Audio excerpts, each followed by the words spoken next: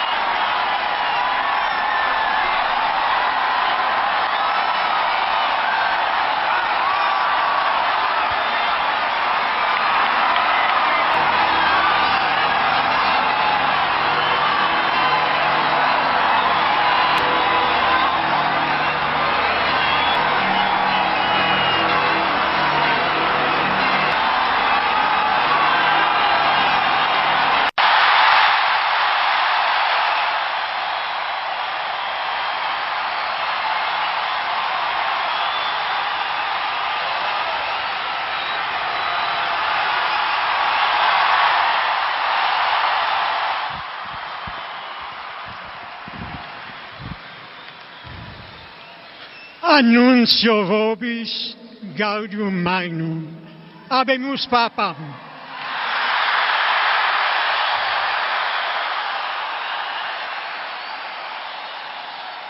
Eminentissimum ac reverendissimum Dominum Georgium Marium, Sancte Romane Ecclesiae Cardinalem Bergoglio.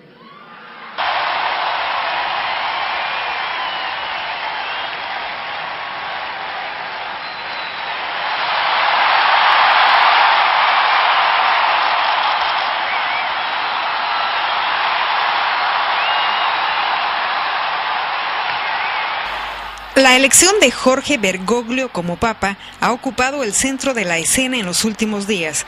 Ha despertado en amplios sectores enormes expectativas por ser el primer papa jesuita y además el primer latinoamericano en la historia de la Iglesia Católica.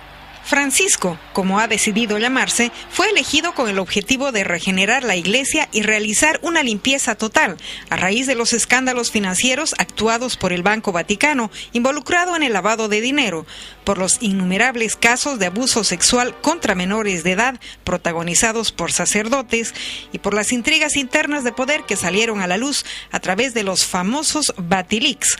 La situación de la institución eclesiástica ha resultado para muchos poco menos que insostenible. Jorge Mario Bergoglio nació en Buenos Aires el 17 de diciembre de 1936. Se graduó como ingeniero químico, luego eligió el sacerdocio y entró en el seminario de Villa Devoto. Se unió al noviciado de la Compañía de Jesús en 1958. Licenciado en filosofía, completó su formación en Chile, donde estudió humanidades.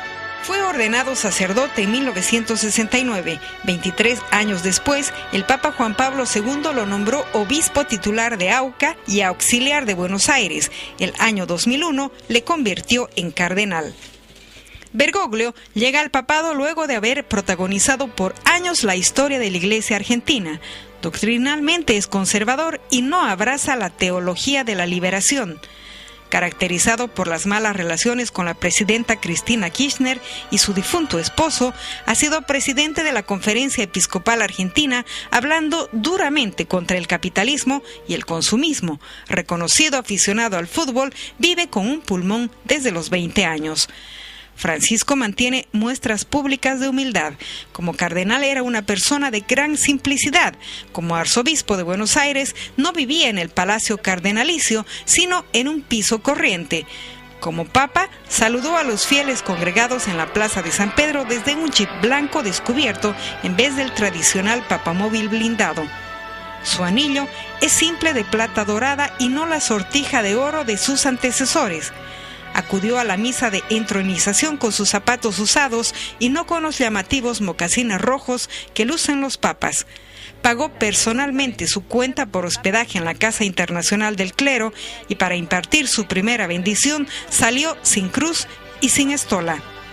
Francisco ha destacado el papel especial de las mujeres en la Iglesia Católica al recordar que fueron las primeras en creer en la resurrección de Jesucristo, un mensaje que para algunos abre la esperanza para la designación de mujeres en altos cargos de la curia romana. En la noche luminosa de la vigilia pascual encontramos primero a las mujeres que van al sepulcro de Jesús con aromas para ungir su cuerpo.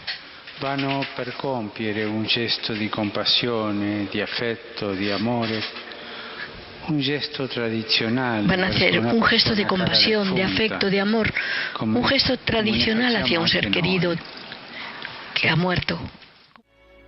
El Papa Francisco volvió a romper los moldes al oficiar en la cárcel romana de menores de Casal de Mármol la misa de la Cena del Señor, del Jueves Santo. Durante esta ceremonia lavó los pies a 12 jóvenes allí recluidos, entre ellos 2 muchachas, una católica y otra musulmana.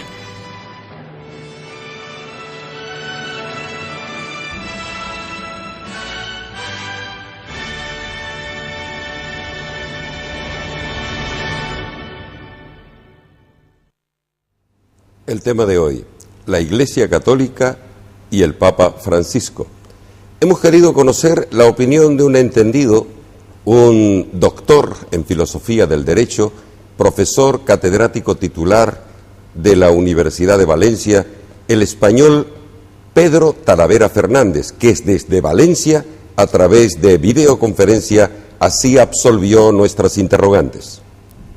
Porque en Europa se ha suscitado una enorme expectación con la elección del nuevo Papa, tanto por la elección en sí misma, como por la dimisión del Papa anterior, como por la condición del nuevo Papa, de jesuita y de sudamericano, ¿no? Estos elementos han condicionado y siguen condicionando a los opinadores, a los comentaristas, a los expertos en toda Europa, no solo al mundo católico, sino también al mundo no creyente, etc. En primer lugar, los procedimientos de elección en la Iglesia son procedimientos que ya proceden de una reforma que se hizo en tiempos de Juan Pablo II, del predecesor de Ratzinger, y que supone que el cónclave, que es este instrumento decisorio, solo 120 cardenales, porque el cuerpo de cardenales no puede ser mayor, ¿no? 120 no puede ser mayor en cuanto a electores. Los cardenales electores son cardenales que tienen menos de 80 años. Aquellos cardenales que han cumplido 80 años, aunque siguen con su condición y ostentan esa condición, ya no forman parte del cónclave. En la Iglesia Católica, en activo, o sea, con capacidad de elegir al Papa y de ser elegidos, solamente puede haber cardenales con menos de 80 años. En este cónclave en concreto no estuvieron los 120, sino que hubo solamente 117, en atención a que había uno que estaba enfermo y 2 que finalmente decidieron no ir, uno de ellos porque tuvo unas acusaciones de alguna, ha habido unas prácticas bastante tremendas, ¿no?, de las que ha sido acusada la Iglesia. Bien, y el procedimiento de elección es un procedimiento bastante sencillo que puede ser equiparable a cualquier órgano civil. Dentro de ese cuerpo de electores de 117, para ser elegido, uno tiene que tener los 2/3 de los votos de los presentes, de los asistentes, ¿no? Por eso digo que en cuanto al procedimiento electivo no hay mucho. ¿Quién ha nombrado a estos cardenales?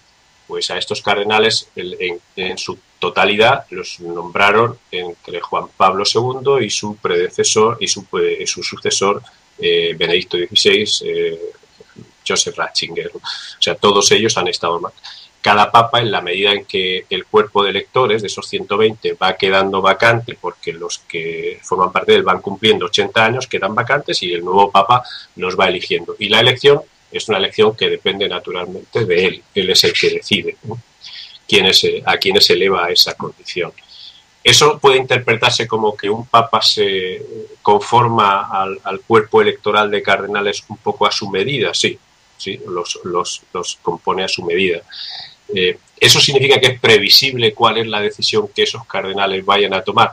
La respuesta es no, como ha sucedido ahora, porque la decisión de este cuerpo cardenal ha sido completamente imprevisible, tan imprevisible que no hubo ni un solo de los expertos, comentaristas, etcétera, que hubiera siquiera planteado la posibilidad de que esta persona pudiera ser elegida.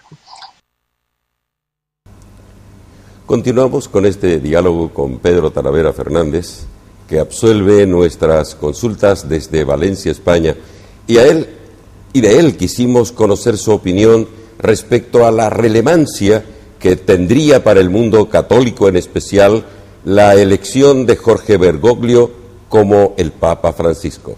Así nos respondió. Es un acontecimiento singular.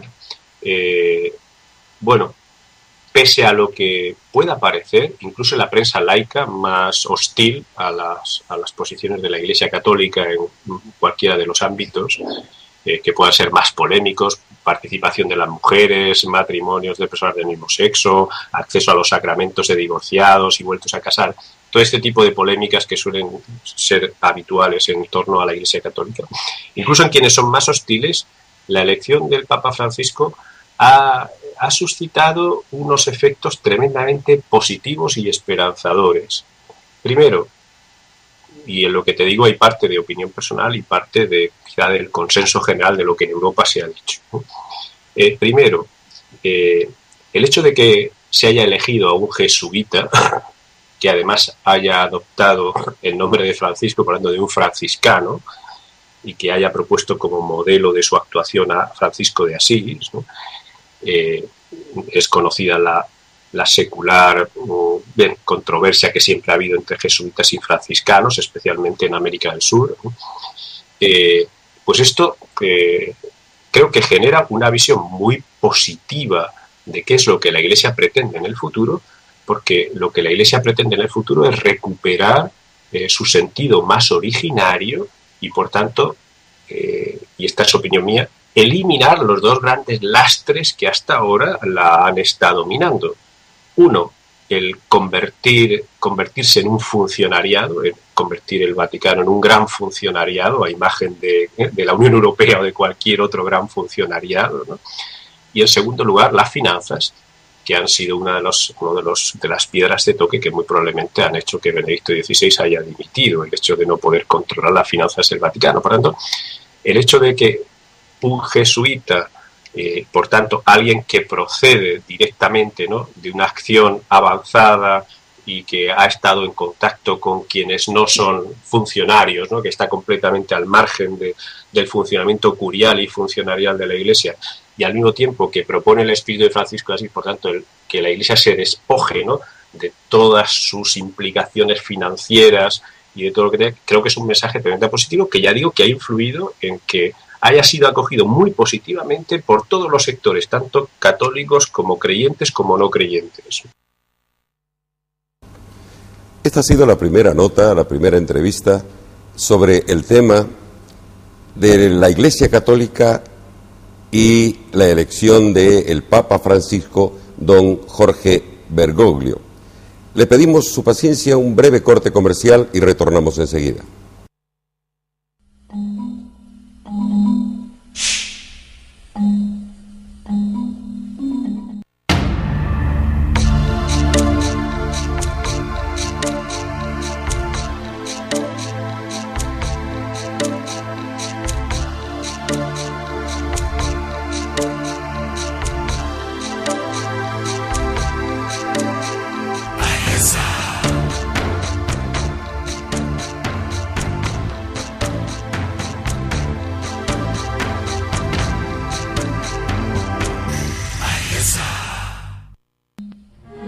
La verdad, la justicia.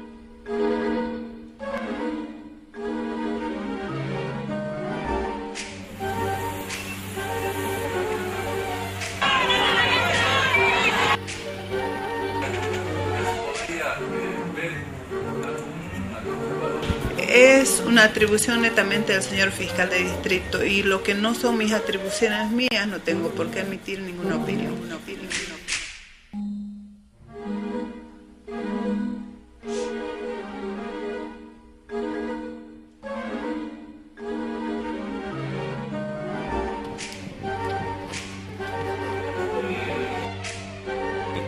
posible la presidencia. O administrativas, ingresamos. Buenas noches, hasta pronto.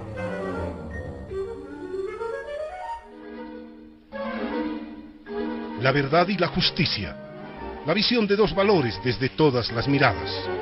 Un programa diferente. Un programa para usted.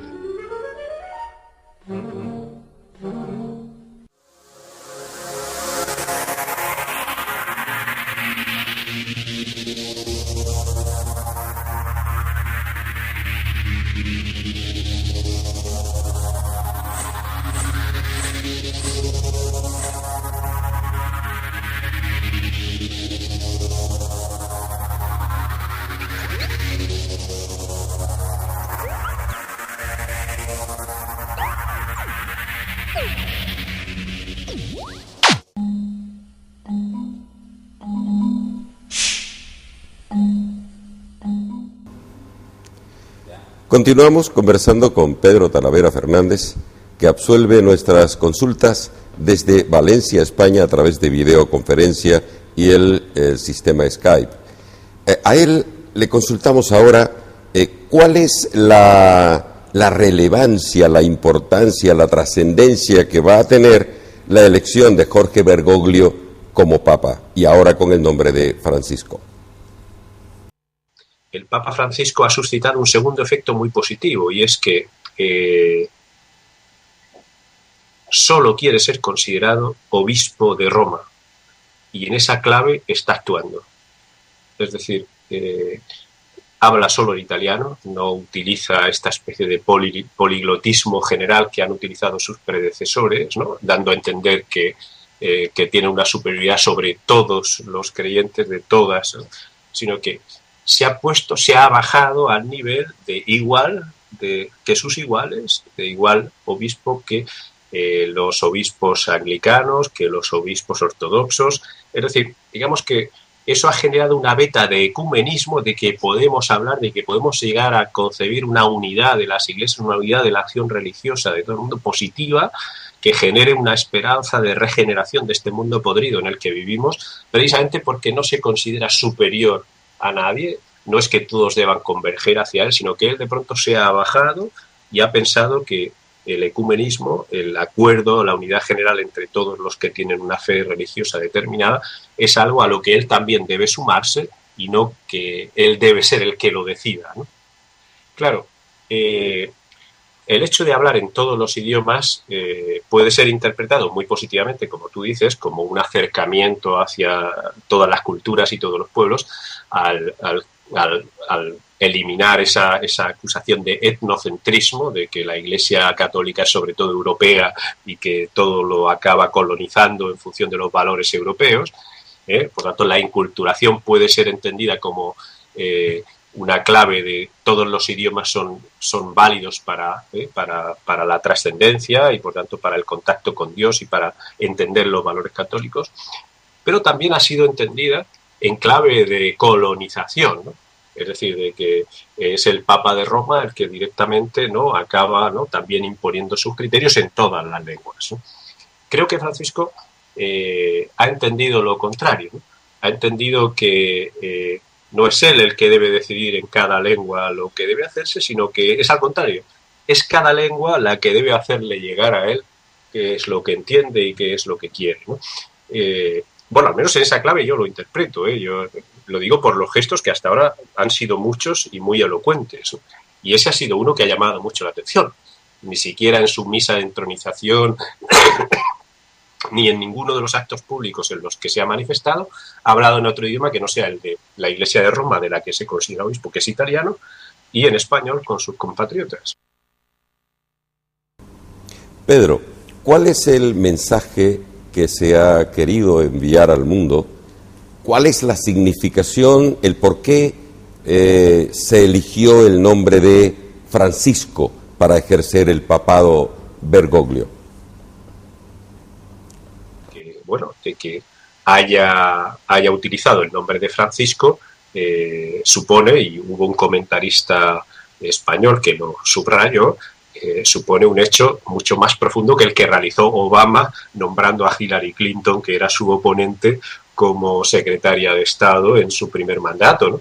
De alguna manera, esa secular confrontación entre franciscanos y jesuitas desde el siglo XV, ¿no?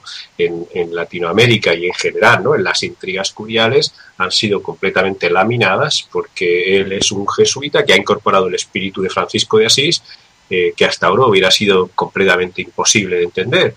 El hecho de que se haya elegido un jesuita, además, tiene una clave importante. Y la clave importante es de que los jesuitas siempre han entendido con una particular profundidad el futuro de la fe y el futuro de la Iglesia y el futuro y su compromiso con los pobres y con los desfavorecidos, pues es evidente. Y al mismo tiempo él no ha sido una persona partidaria de posiciones extremas en el ámbito de la teología de la liberación, etcétera. No ha cogido un fusil ni ha avalado el hecho de que hay que fusilar a todos los ricos, sino que ha adoptado posiciones más bien. Y por otra parte, nadie podía, por así decir, nadie podía haber ensombrecido la figura del Papa emérito de Ratzinger si hubiera pretendido ser un teólogo, como nadie pudiera haber ensombrecido la figura de Juan Pablo II, de Wojtyla, si hubiera pretendido ser un filósofo y un hombre de masas, ¿no? Es decir, ninguna de estas dos figuras se hubieran quitado del imaginario de los fieles si se hubiera elegido a alguien afín a estos dos ámbitos, ¿no? La teología ya está hecha, Ratzinger ya la ha hecho entera, y la filosofía y la expansión de la Iglesia al mundo ya la ha hecho Juan Pablo II. Creo que lo que ahora queda, y creo que es el mensaje de Francisco, lo que ahora queda es que realmente la Iglesia vuelva a tener un atractivo, porque vuelve a sus orígenes, es decir, porque vuelva a ser la Iglesia de los pobres, de verdad, ¿no? Y por tanto que se sitúe contra el capital, contra las finanzas y que acabe con su propia implicación financiera, que es algo que estos dos últimos papas han intentado. Y bien, si esto lo consigue Francisco, y es el último mensaje que creo que el cónclave ha mandado, es que no ha elegido un joven, no ha elegido una persona que tenga 55 años y que le queden 30 años de pontificado para hacerlo, sino que ha elegido a una persona muy mayor, casi con 80 años. Es decir, prácticamente los mismos que tenía Ratzinger cuando fue. Es decir, el mensaje es, tienes muy poco tiempo para hacer muchas cosas, y por tanto le ha metido al Papa una gran urgencia de que todo lo que tenga que hacer lo tiene que hacer ya, porque su periodo de pontificado más o menos será como el de Ratzinger, tendrá 8, 9, 10 años como mucho.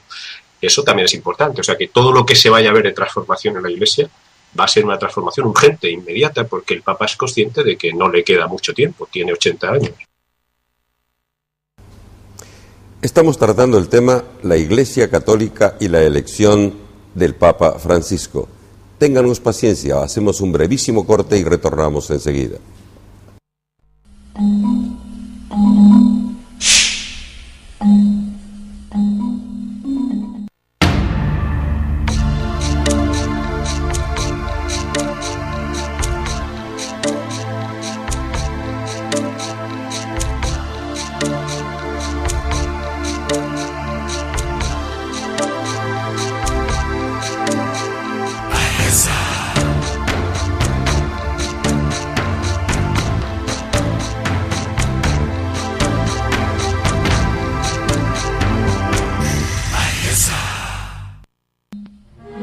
La verdad, la justicia.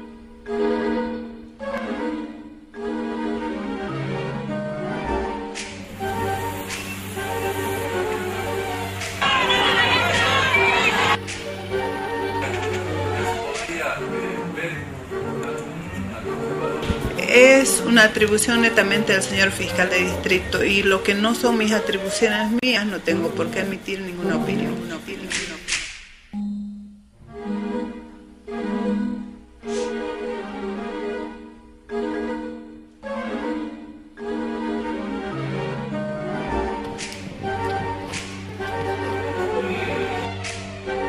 Útiles la presidencia que diga ahí de sus administrativas, ingresamos. Buenas noches, hasta pronto.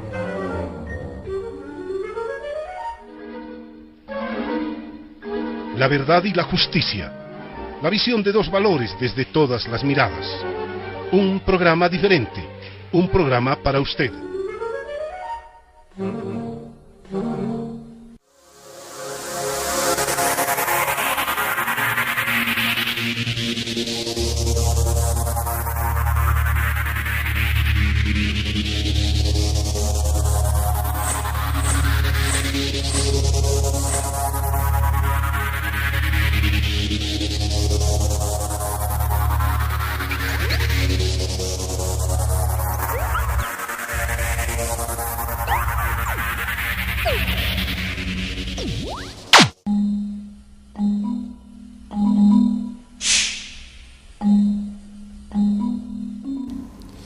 Ahora nos vamos a acercar a la institución que es la Iglesia Católica para conocer definitivamente su opinión al respecto.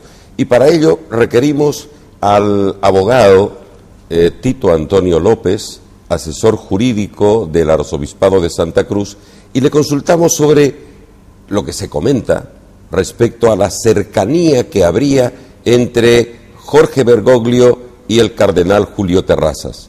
¿Hasta dónde llega esto y cuál será la implicación que tendría y la posibilidad además de que haya un nuevo cardenal aquí en Santa Cruz? Él, como cardenal, igual que la condición del cardenal Julio, estaba, hasta antes de ser elegido papa, en la misma condición como arzobispo, ya con derecho a sucesión, el coadjutor en Buenos Aires. Entonces, el cardenal actualmente también es un arzobispo, que es titular todavía, pero que ya existe el arzobispo coadjutor con derecho a sucesión, que en Bolivia, que en el caso de Santa Cruz, de la arquidiócesis de Santa Cruz, es el monseñor Sergio Gualberti. Por lo tanto, vamos a decirlo así, era un cardenal en condiciones similares. Y eso para la arquidiócesis de Buenos Aires, una iglesia próxima a nosotros, ha existido y existe contacto entre países que no tienen cardenal, porque es un consejero del Papa, es un auxiliar, un asistente del Papa. El Papa por eso crea cardenales, y así ha sucedido en los últimos pontificados, y elige entre los obispos, entre los que él considera, porque hacen consultas, esto no es una cuestión de un ratito. Entonces, cuando selecciona a una persona a él y le hace la invitación y le comunica que le está haciendo esa designación, él está eligiendo un colaborador, una persona que va a ser su consejero, va a ser un compañero, un amigo y un servidor en la estructura de gobierno. Entonces, se trata de un nombramiento que efectivamente pues es un privilegio. Entonces Bolivia, fíjense que antes del cardenal Julio Terrazas, que es el primer cardenal también nativo, vallerandino, boliviano, tenía un cardenal que era pues alemán. Entonces, porque Bolivia ya tenía un cardenal, ¿no es cierto? El cardenal José Clemente Maurer, con sede cardenalicia en Sucre, pero ejercía el servicio y el oficio eclesiástico para Bolivia. Pero entre el cardenal Maurer y el cardenal Terrazas han pasado muchos años para que pueda haber un cardenal. Entonces, para nosotros, cuando recibimos la noticia de que se ha creado un cardenal y que es una persona de Bolivia y un boliviano, es doble la alegría. Entonces, el cardenal en este momento está entre nosotros. Llegado una etapa, un momento, porque está delicado de salud, pero cuando Dios lo disponga y él mismo ya no estará entre nosotros. Es posible que pasen muchos años para que pueda haber nuevamente un cardenal. No hay obligación legal ni canónica, ni de ninguna naturaleza, de que ya haya un sucesor, porque no se heredan esos títulos. Quisimos conocer también cuál es la opinión respecto a la trascendencia que puede tener para la Iglesia Católica la elección de un papa por primera vez de origen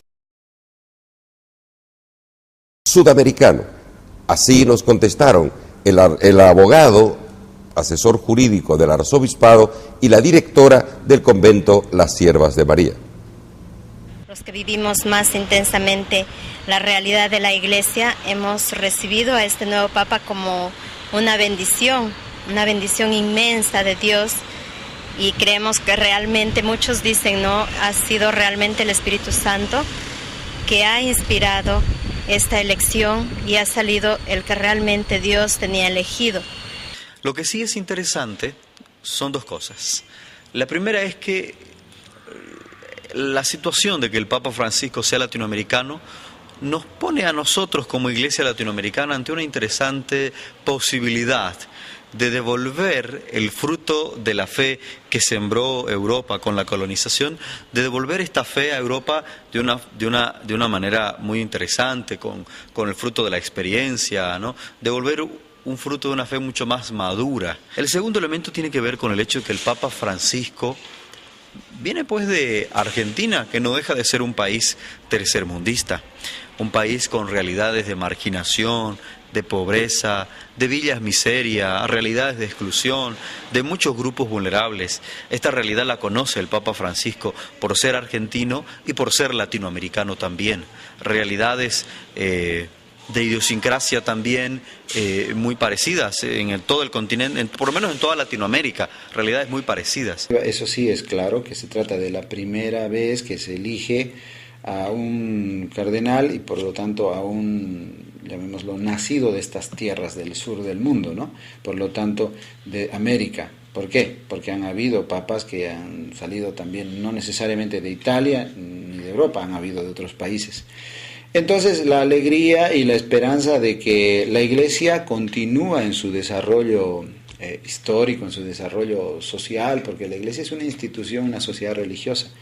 Y con o sin papa, usted debe notar que en el tiempo en el que no ha habido papa, la Iglesia siguió igual, llamémosla funcionando igual, porque se trata de una sociedad que no es perfecta.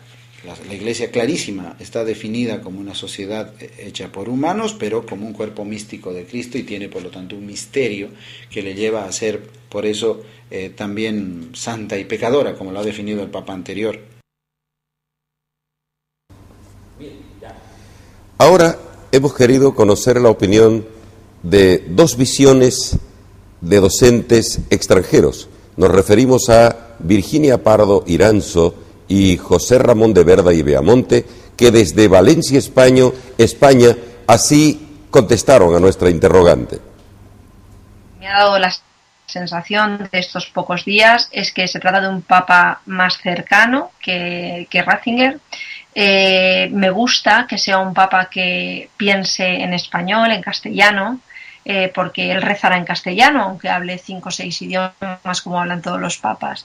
Entonces eso me gusta, me parece un papa muy cercano. He visto que ha besado los pies de niños enfermos, cosas que no había visto yo, por lo menos en el papa anterior. A mí hay una cosa que me ha convencido de este papa, y es la humanidad. La humanidad. Yo cuando he visto cómo se acercan a las personas, y además estoy un poco emocionado al decirlo, el cariño con el que trata a las personas, cómo se para ante los niños, cómo besa a los enfermos, yo creo que se ha hecho algo bueno.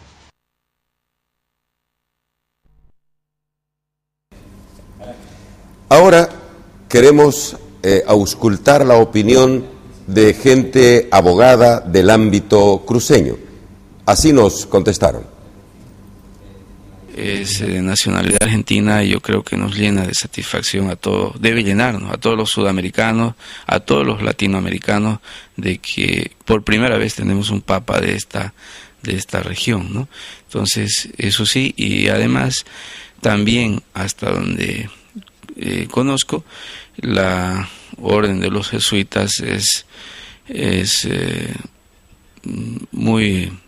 son muy preparados, muy formados rígidamente. Y la elección de él, que es latinoamericano, bien, digamos, ¿no?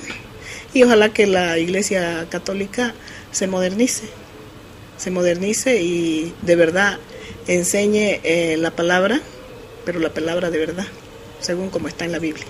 Sí, hay que acercarse, la iglesia tiene que acercarse a la gente, ¿no? Porque yo vivo por Satélite Norte, allá van grupos de la iglesia acá de San Francisco, grupos de jóvenes van allá a compartir un poco la palabra con la gente. Bien, es así, me gustaría que todas las iglesias hagan eso, ¿no? Me parece. Bien, ¿no? Es latinoamericano, ¿crees que eso es bueno?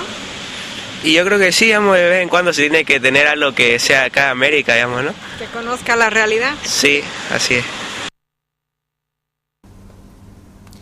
Probablemente hayan cambios fundamentales en la Iglesia en algunos aspectos, pero en otros parece, todo indica, que mantendrá la posición intransigente que durante siglos ha mantenido la Iglesia. Entre ellos, el que acceder al papado solamente los hombres, celebrar misa solamente los hombres, y el celibato como una de las características del ejercicio sacerdotal. Pero esperemos lo que el tiempo nos irá dando respecto a la originalidad con que está asumiendo el papado Jorge Bergoglio. Por ahora, anunciamos a nombre de la Asociación de Personas Afectadas por Resoluciones Judiciales o Administrativas, APARJA, el Consultorio Jurídico Popular.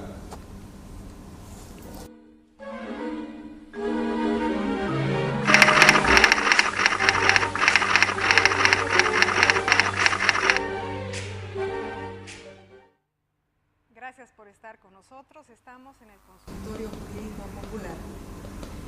Recibimos su llamada en este momento durante la emisión del programa al teléfono celular 785-16756 o durante horas de oficina al teléfono 333-5251. Tenemos una consulta. ¿Qué es una autopsia? Le preguntamos al médico forense, el doctor Juan Carlos Sato. Autopsia significa conocerse a sí mismo y es sinónimo todavía de necropsia. Muchos colegas míos están utilizando la palabra necropsia como una necropsia post-exhumación, mientras que México, que es un país muy grande y muy adelantado y muy versado en el idioma español, ha pedido a la RALE, a la Real Academia de la Lengua Española, que la palabra autopsia se use cuando un paciente que está un poquito mal de la cabeza o que tiene problemas psicológicos va donde el psiquiatra para que lo ayude a conocerse a uno mismo. En este momento autopsia y necropsia son sinónimos. Autopsia post-exhumación y necropsia post-exhumación son las autopsias que se hacen después de desenterrar el cuerpo. Y es una cosa en donde el idioma español lo estamos usando realmente mal. Y le repito, México ha pedido a la Real Academia de la Lengua Española que la definición de autopsia cambie definitivamente, sea para el individuo, el paciente que está enfermo y va donde el psiquiatra. Autos, yo. Opsia, conocerse, conocimiento a mí mismo. Ahora, para finalizar, ingresamos al segmento de la promoción jurídica cruceña y nacional. Queremos presentar a consideración del público cruceño y nacional la obra de Roque Armando Camacho Negrete y que se llama Fundamentación de las Sentencias, Aspectos Doctrinales. Se lo recomendamos y sobre este tema, precisamente, sobre motivación, fundamentación y argumentación, estaremos tocando en el próximo programa. Con esta nota, señoras, señores, agradecerles por la paciencia de permitirnos ingresar hasta sus hogares. Nos despedimos hasta el próximo lunes con una nueva programación de Verdad y Justicia. Jimena. Hasta luego, buenas noches.